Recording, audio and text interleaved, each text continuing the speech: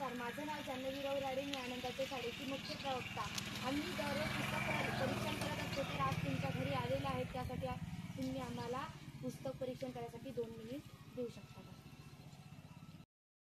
या पुस्तकाचे नाव आहे पुस्तक न वाचणारी मुलगी. या पुस्तकाचे लेखिका आहेत सौ मंजुषाताई.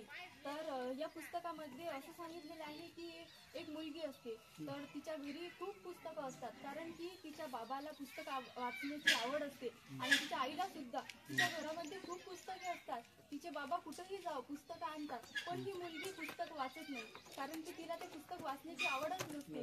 पण तिच्या घरात एवढे मोठे पुस्तकं दिसतात, तर तिला पुस्तकं चाळता चाळता त्या पुस्तक वाचण्याची आवड लागली.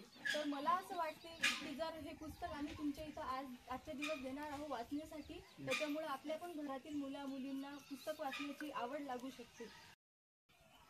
आपण पाहतो की आज आपल्या म्हणजे कुठे शहरात मुली शिकतात वगैरे, पण आपल्या गावामध्ये मुली म्हणजे शिकतात, पण सर्व का नाही शिकत, हा माझा तुम्हाला प्रश्न आहे. तर तुम्ही 2 मिनिट आम्हाला उत्तर सांगा. काही अडचणी नाही, काही बाहेर गावी जावं लागते, काही आईबापाच्या अडचणी असतात, त्याच्यामुळे खेड्यातल्या मुलीला शिकू शकत नाही. तुम्ही सांगितलं ते खरंच खरं आहे, आणि तसेच सर्व लोकांचं असते, पण मुली शिकल्या पाहिजेत आणि पुढे गेल्या पाहिजेत, यासाठी आम्ही प्रयत्न करत आहोत. आणि तुम्ही आम्हाला वेळ दिला त्याबद्दल तुमचं मनपूर्वक धन्यवाद.